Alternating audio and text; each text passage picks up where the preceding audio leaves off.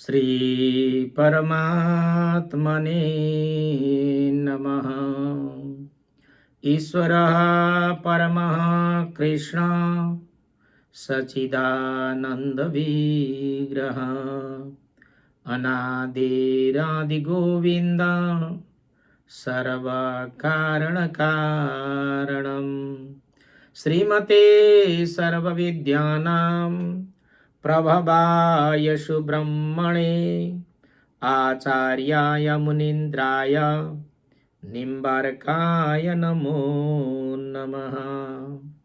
संसारभर छरिएर रहनुहुने समस्त सनातन हिन्दू धर्म संस्कार संस्कृतिका समुपासक भक्तवृन्द, यहाँहरू सनातन हिन्दू धर्म संस्कार संस्कृति प्रति अगाध आस्था राख्दै आफ्नो सिद्धान्त अनुसार आध्यात्मिक साधनालाई चिरन्तन अभ्यास गर्दै आउनु भएको छ। यहाँहरूको आध्यात्मिक साधनालाई म आफ्नो अन्तर्हृदयबाट सामूहिक अभिनन्दन अर्पण गर्न चाहन्छु। जय श्री राधे। यस समय हामी पुरुषोत्तम मासको अखण्ड अनुष्ठानमा जोडिएका छौँ, सत्सङ्गमा जोडिएका छौँ र लगातार पुरुषोत्तम महात्म्य हामी श्रवण गरिरहेका छौँ। तदनुरूप आज पनि हामी यहाँहरूका समक्षमा पुरुषोत्तम महात्म्यको श्रृङ्खला लिएर आएका छौँ। आजको प्रसङ्ग अत्यन्तै सुन्दर छ। मलमास भगवान वैकुण्ठाधिपति प्रभुका समक्षमा पुगेर आफ्ना सारा दुःख कष्टहरू निवेदन गरेको प्रसङ्ग छ। आउनुहोस् विषयवस्तुमा प्रवेश गरौँ। कि यो अत्यन्तै पावन प्रसङ्ग बद्रिकानाथमा विराजमान नारायण प्रभुले देवर्षि नारदजीलाई सुनाउँदै हुनुहुन्छ। प्रसङ्ग त्यहाँबाट अगाडि बढेको छ। बद्रिकानाथ श्री नारायण प्रभुले देवर्षि नारदजीलाई भन्नुहुन्छ, श्री नारायण उवाच शृणु नारद वक्ष्येऽहं लोकानां हितकाम्यया अधिमासेन यद् प्रोक्तं हरिरग्रे शुभं वच। त्यो अधिक मासले भगवान विष्णुका अगाडि गएर के प्रार्थना गरे त्यो म तपाईलाई बताउँछु। यो लोकको हित गर्नका लागि, किनकि भगवानका भक्तहरूको चरित्र लीला श्रवण गर्दाखेरि पुण्य प्राप्त हुन्छ, पाप नाश हुन्छ।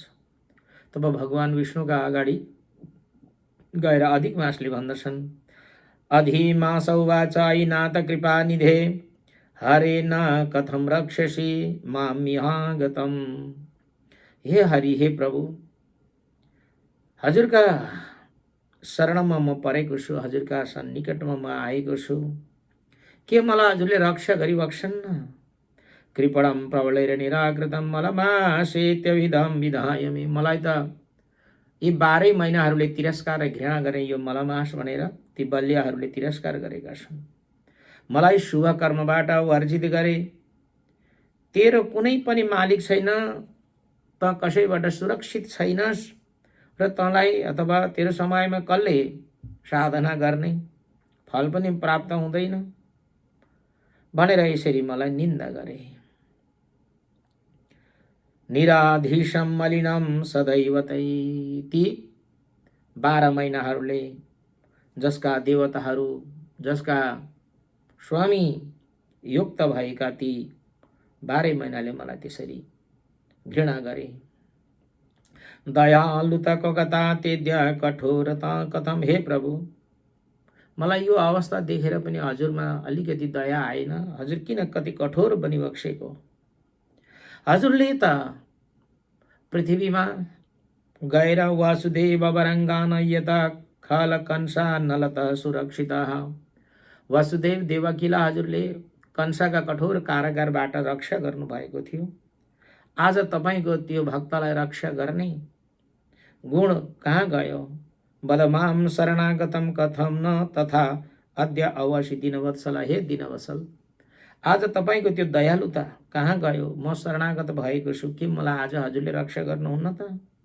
द्रुपदस्य सुता यथा पुरा खल दुःशासन दुःखतो अवितां वद मां शरणागतं कथं न तथा अद्य अवसि दीनवत्सल। हे दीनवत्सल प्रभु, द्रुपद राजा की छोरी द्रौपदीलाई दुशासनले कति कठोर अन्यायपूर्ण व्यवहार गर्यो। त्यस अवस्थामा हजुर स्वयं वस्त्राम्बर भएर द्रौपदीलाई रक्षा गर्नुभएको थियो। त्यस्तै म पनि हजुरको भक्त हुँ। सबैबाट तिरस्कृत र घृणित भएर म यहाँ आएको छु। के मलाई आज रक्षा गर्नुहुन्न त? यमुना विषपानतो अविता पशुपाल पशवो यथा त्वया। हजुरले गोकुलमा यानी वृन्दावनमा त्यहाँका ग्वाल बालहरूले यमुनाको विषाक्त जलपान गरेका थिए। त्यस समयमा हजुरले रक्षा गरे होइन उनीहरूलाई? के आज तपाईँले मलाई रक्षा गर्नुहुन्न? त्यस्तै ब्रजका ग्वाल बालहरूलाई चारैतिरबाट लागेको वनमा लागेको आगो यिनी वनको डढेलोबाट हजुरले बचाउनु भएको थियो आफ्नो भक्तलाई। त्यस्तै मलाई आज बचाउनुहुन्न? पशव पशुपास्तधङ्गन अविता। त्यस्तै गरी मलाई आज हजुरले बचाइबक्सन्न। पृथ्वी पतयो अविता यथा मगधेशालय बन्दन त्वया। जरासन्धले बन्दी बनाएका ती राजाहरूलाई हजुरले दया गरेर त्यहाँ पुगेर बन्दी गृहबाट मुक्त गराउनु भएको थियो। त्यस्तै आज म हजुरका चरणमा शरण परेको छु। के मलाई आज हजुर रक्षा गर्नुहुन्न? त्यस्तै गजनायक एत्य रक्षितो झटिति ग्राह मुखत यथा त्वया वद मां शरणागतं कथं न तथा अद्य अवसि दीनवत्सल। हे दीनवत्सल प्रभु, गोहीका मुखमा परेको थियो गजराजको पाउ। गजराज अत्यन्तै पीडामा थिए। त्यो समय हजुरले आएर के बचाउनु भएन त्यो गजराजलाई? त्यस्तै हजुरका चरणमा शरण परेको मलाई हजुरले रक्षा गरिबक्सन्न। यसरी बडा दुखी भएर मलमासले आँखाबाट बरबर आँसु झार्दै वैकुण्ठनाथ भगवानका अगाडि मौन भएर चुप लागेर बस्यो। तत्पश्चात भगवानको वैकुण्ठनाथ प्रभुको मन पनि पग्लियो। हरि तूर्णं कृपया पालितो वृषम उवाच दीनवदनं मलमासं पुरस्थितम्। आफू अगाडि उभिएको अत्यन्तै दुखी भएको मलमासलाई देखेर भगवान हरि विष्णुले भन्नुभयो, वत्स वत्स किमत्यन्तं दुःखमग्नोऽसि साम्प्रतं एतादृशमा दुःखं किं ते मनसि वर्तते। तिमी किन यसरी अत्यन्तै दुखी भएका छौ? किन दुःखको सागरमा डुबेका छौ? तिम्रा अन्तर्हृदयमा कति ठुलो दुःख छ। मैले बुझेँ तिम्रो दुःखको अवस्थालाई पनि मैले बुझेँ। मलाई दया पलायो। त्वमहं दुःखसंमग्नम् उद्धरिष्यामि मा शुच। तिमी शोक नगर, तिमीलाई यो दुःख सङ्कटबाट म मुक्त गर्दछु।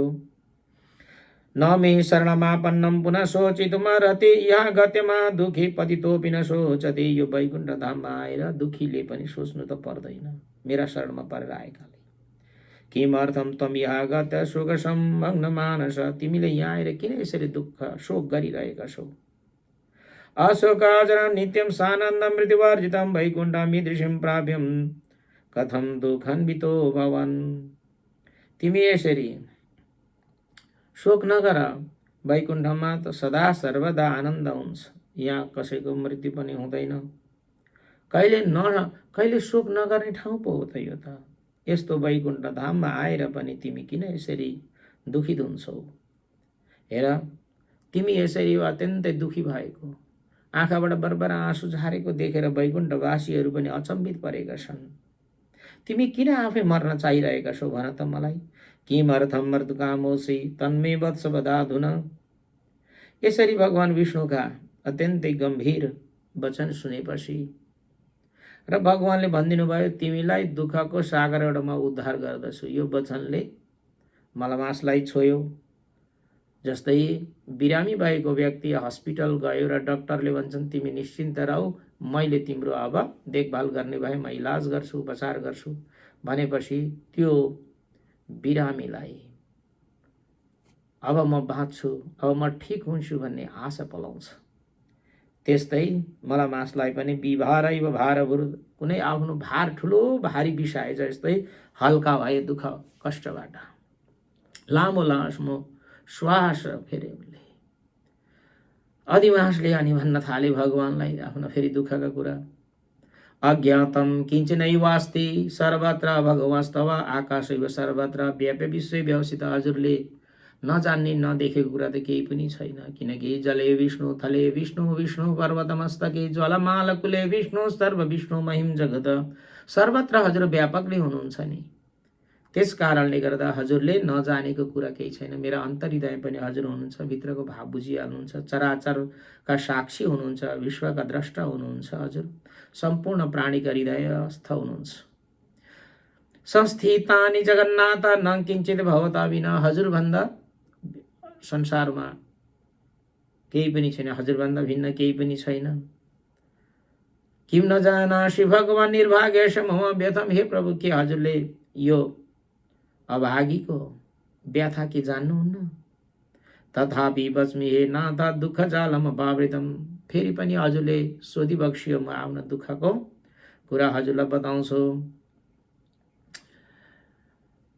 हे प्रभु जो लवाक्षण मुहूर्ता पक्ष मासा दिवा निशम स्वामीनाम अधिकारैस्ते आदन्ते निर्भय सदा, जो 12 महिना छन्, यी 12 महिना दिन घडी पल आदिद्वारा सुसज्जित छन्, उनीहरूको अभय पुरा छ, पूर्ण रूपले उनीहरू व्यवस्थित छन्। भनौँ एउटा परिवार एउटा सङ्गठनमा सुसङ्गठित भएका छन्। म परे एक्लो, न मेरो परिवार न सङ्गठन, सबैले मलाई निरस्कार गरेका छन्। न मे नाम न मे स्वामी न कसिन मम आश्रय, न मेरो नाम छ न मेरा स्वामी छन्, न म कसैको आश्रयमा छु। त्यही भएर मलाई एक्लो सम्झेर मलाई निष्कासन गरे। तस्मात् निराकृता सर्वे साधि देवै सुकर्मण, मलाई सुकर्मबाट बहिष्कार गरेका छन्। निषिद्धो मलमासो यमित्यन्धो बटग गगा, यो त मलमास हो, यो मलमासको समयमा कुनै सत्कर्म गर्यो भने गर्नेवाला खाडलमा जागिन्छ भनेर यसरी पो मलाई निषिद्ध गरे त। तस्मात् विनष्टुमिच्छामि नाहं जीवितुमुत्साही, त्यसकारणले म बरु बाँच्नै चाहन्न, प्राण त्याग्न चाहन्छु। कुजीवितान् वरं मृत्युर्नित्यदग्ध कथं स्वेद, होइन नित्य निरन्तर जो तिरस्कार घृणाले तनावले युक्त भएर को बाँच्न चाहन्छ त, बरु उसलाई त मर्नु नै वेश हुन्छ। अत परमहाराज वक्तव्यम नावशिष्यते, अब मेरो भन्ने कुरा केही छैन प्रभु, हजुर त अर्काको दुःख देख्दाखेरि, भक्तको दुःख देख्दाखेरि त्यो दुःखलाई नसहनेवाला हजुर हुनुहुन्छ। असहिष्णु भनिन्छ हजुरलाई, अर्काको उपकार गर्नेवाला विष्णु भनेर भनिन्छ। वेदेषु च पुराणेषु प्रसिद्ध पुरुषोत्तम, वेद पुराणहरूले यही बताएका छन्। निज धर्म समालोच्य यथ रुचि तथा कुरो, पुनः पुनः पामरेण न वक्तव्य प्रभुर्मान। अब हजुरले आफ्नो धर्म के हो, आफ्नो धर्मलाई विचार गरेर अब जे मर्जी हुन्छ हजुरले त्यही गरी बक्सियोस्। बारम्बार मैले दुःख बताइरहनु पर्दैन। शास्त्रले त्यही भन्छ कि व्यक्तिले महद व्यक्तिका अगाडि गएर अथवा महान व्यक्तित्वका अगाडि गएर बारम्बार एउटै कुरालाई भनिरहनु हुँदैन, किनकि महान व्यक्तिले सङ्केतले नै अवस्था बुझिहाल्नुहुन्छ। त्यसकारण हे प्रभु मैले बताएँ, मलाई बाँच्ने इच्छा छैन। मरिषेहम मरिषेहम मरिषेहम पुनः पुनः इत्युक्त मलमासोयम वीर्यराम विधेषुता, यसरी म मर्छु भन्दै भन्दै मलमास भगवान विष्णुका अगाडि मौन भए। मौन मात्रै होइन, ततः पपात सहसा सन्निधो श्री रमापते तत्र तम पतितं दृष्ट्वा सञ्जात विस्मिता, एकाएक भगवान विष्णुका अगाडि ड्याम्म भुइँमा लडे। मलमास यसरी लडेको देख्दाखेरि सबै आश्चर्य भए। तत्र तम पतितं दृष्ट्वा सञ्जात सुविस्मिता, तत्पश्चात भगवानले त्यो लडेको मलमासलाई भन्नुहुन्छ श्री नारायण वाच। अब देवर्षि नारदजीलाई मलमास त लड्यो। अब यो प्रसङ्ग उता बद्रिकानाथ नारायणले देवर्षि नारदजीलाई भन्दै हुनुहुन्छ। इत्युक्त विरतिमुपागते अधिमासे, यति भनेर चुपचाप भयो अधिमास र भगवानका अगाडि लड्यो। भगवान विष्णुलाई अत्यन्तै ठुलो दया पलाएर आयो। बहुला कृपा वरवसन्न प्रोवाच जलद गभीररावरम्यम निर्वाणम। भगवान विष्णुले जस्तै पानी पर्ने बेलामा बादलको गर्जन हुन्छ नि गम्भीर रूपले, हो त्यस्तै गम्भीर वाणी भगवानका मुखारविन्दबाट निश्चित हुन लाग्यो। जस्तै शिशिर ऋतुको चन्द्र किरण झैँ आनन्द लाग्ने किसिमको। शिशिर मयूख वद नयमस्तम निर्वाणम, यस्तो वचन भगवानले बोल्न लाग्नुभयो। र यतापट्टि फेरि यही प्रसङ्ग सुतजीले शौनक आदिलाई भन्नुहुन्छ। नारायणस्य निगमरति परायण स पापो गवर्दिवटवाग्निवचो वधातम। वास्तवमा भगवानको वाणी भनेको वेद हो। त्यस्तो वाणीले भगवानले अब जस्ता प्रकारले समुद्रको जललाई सुकाउने काम गर्छन् बडवाग्निले, त्यस्तै भगवानको अब वाणीले त्यो पुरुषोत्तम मासको दुःख पीडालाई शोषण गर्नका लागि अब भगवानले आफ्ना वाणी अब प्रस्तुत गर्नुहुन्छ भन्ने प्रसङ्ग आजको रह्यो। भक्तवृन्द, अब यस पश्चात अगाडिका सत्सङ्गमा, अगाडिको श्रृङ्खलामा अब भगवानका अगाडि लडेको मलमासलाई कस्ता वाणीद्वारा सम्बोधन गरिबक्सियो अथवा के कृपा गरिबक्सियो, यो प्रसङ्ग लिएर फेरि अर्को श्रृङ्खलामा हामी उपस्थित हुनेछौँ। आजलाई यति, फेरि अर्को श्रृङ्खलामा भेट्यौँ। सम्पूर्ण भक्त भागवतमा अभिनन्दन। जय श्री राधे।